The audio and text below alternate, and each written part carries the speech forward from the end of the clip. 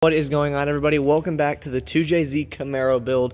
And first on the list of today, what I'm going to mention is this is my 2JZ block. As you can see, we've got the ARP head studs in, and the block has been decked and bored out another half a millimeter, about 20 over, to fit the forged pistons that I bought. Now, again, I know I'm running fully forged internals. I am only shooting for 650 horsepower. I'm not going for that much. But this was a GE. You can come over here and you can see these weaker GE rods that I have. These were not going to survive 650 horsepower. These top out.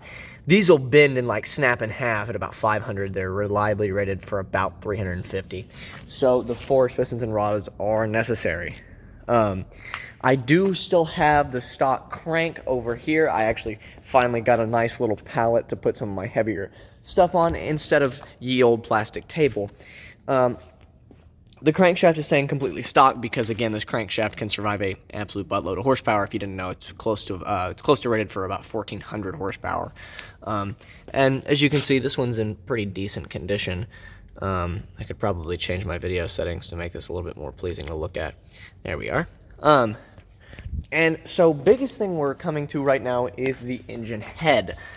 As you can see, this is a GE VVTi engine head. I think I'm going to be servicing this myself. Actually, I had originally planned to take it to a shop and have them replace all of the valve springs and everything in it, but I decided I'm not going to do that. I'm just going to buy the tools and do this myself because, again, this is my first engine build, so I want to be a participant in it. You know, I'm not just going to let everybody else do the work for me. So I will be servicing this head myself. As you can see, it is very, very disgusting in there. Let's turn the brightness up. Yeah, it's gross. I've removed a couple of spark plugs, but not all of them. It's oil stained. It's had a pretty rough life when it comes to it. As for the engine block, it is completely serviced and actually ready to go. All we have to do is I'm going to clean up these oil pans today, get them cleaned up and ready to go back on for when whenever I get the crank back in. We got the main caps there. They're staying as is. In fact, this may be a foolish decision, but I'm kind of broke. So these main bearings that came out, they're all staying stock, as well as these if you know what 2JZ is, you know what they're called. I forget the name. They're a certain type of bearing. But anywho, they're all staying stock. My valve covers right there, arguably the most noticeable thing about a GTE or a GE. They're getting painted soon, I want to say. It's going to be a little while. My friend's got a paint shop that he's building, so I mean, I won't be able to get them painted for quite a while. I guess I should mention, here's the go-kart I was restoring in the last video. I can go over what's wrong with it. So basically, I put the whole thing together, got it running. This is a Predator 212cc. Just a little, like, 6.5 horsepower motor from Harbor Freight. It's cheap. I found this sitting around in my shop. Kind of a piece of junk. It's aligned really bad. Don't worry about that. But most importantly, I guess I can show you here. These are the two chains that go to it. You can see right there, it has got a clutch, but the clutch does not go straight to the axle. Let's go right over here and look at this reduction gear. Don't mind the Parts Master oil filter. That was not for any of my cars. If you look at very closely, you can see that gear's a little oddly shaped. There we go. You can see it's pretty oddly shaped. And it spins the wrong way, you'd imagine. It spins like this, causing it to only slip in the gear.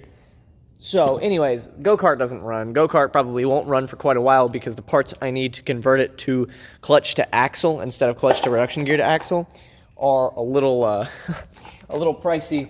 And the nearest shop I can go to that actually sells parts for this is like an hour away. So I haven't really done anything with this since then. Maybe we'll get it. I mean, the engine works perfectly. The engine's perfectly fine. Nothing wrong with it. A little Chinese engine runs great, you know. But as for actual, drivetrain issues, that's going to be there for a while.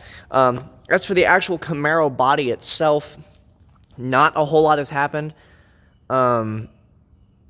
That's kind of it for the Camaro. Again, I do need to replace that crash bar. I mean, really, nothing's really happened to the Camaro body. The biggest thing was that I did get the block decked, bored out, got the studs put in, and I'm now about to begin servicing the head. That'll probably start today. If you haven't noticed, I've been wandering around this workstation, and it's a little messy, so I am going to go ahead and replace, or not, sorry, not replace, clean up a lot of this. I'm so used to saying replace that I just say it now. I'm going to clean up a lot of this. I'm going to get to work on the Camaro. This fender, so I can show you on the old one, but it's not exactly a good image. The old fender, maybe it'll be on the new one. Let's find out right now. So there's a bolt at the bottom here that holds it in. Yep, right here. It's kind of hard to see with the way the filters are. That little bolt right there. There's not even a bolt in it on this side. On the other side, that was bent in, and I couldn't get to it. So I ended up having to rip the fender off. That fender's busted up anyways, so it didn't really matter. As for the interior, I actually am going to start working on the interior here pretty soon, because I want to start getting the dash pulled out, because I actually am going to be running a different dash. Sorry, I keep jacking with video settings while I record. If you don't know, I'm definitely not a professional audio recorder by any means. This is just a fun little project that I decided to record. Anywho, so yeah, the dash will be coming out very soon. I'm actually going to run a Haltech screen, and I'm going to go for a tachometer, speedometer that looks like a Huracan. That's kind of my idea. If you don't know, I have the original dash here, so I'm not going to jack with that because I have no idea how much that's worth. An uncracked original RS 25th anniversary dash, and gauge cluster as well. I would absolutely love, let me try to turn there we are. I would absolutely love to reuse this gauge cluster, because this original gauge cluster with the 2JZ would be dope. Issue is, my red line will be, if it'll focus, my red line is going to be 7,000 RPM on the 2JZ, meaning this would just start, it would just hit that, it would just kind of bang that number every day. And the top speed will I mean, of course I would never go more than 110 on a public roadway, but 650 horsepower at 60 to 130 will definitely need to be tested. I have no idea if this works. There is definitely gas in the gas tank. There is 100% gas. When we took it home, there are some fuel lines in the engine bay that I had to clean up, and there was definitely gas coming from them. The oil pressure gauge obviously is not reading anything, because there's no real oil pressure in that thing over there. So anyways, obviously the oil pressure gauge is not functioning properly, and the coolant temp and all that. I do have the original ignition. My keys for it are on my actual key fob for my other car. I just keep them on me. One question I will ask anyone in the community: how in the world do I remove the window motor? Because from the looks of it, that is not bolted in, that is riveted in. So how in the world do I replace the window motor? That door is nearly in pristine condition. I mean, like, perfect condition. But this door is... Well, even so, that window motor still works. 1992 original window motor still works.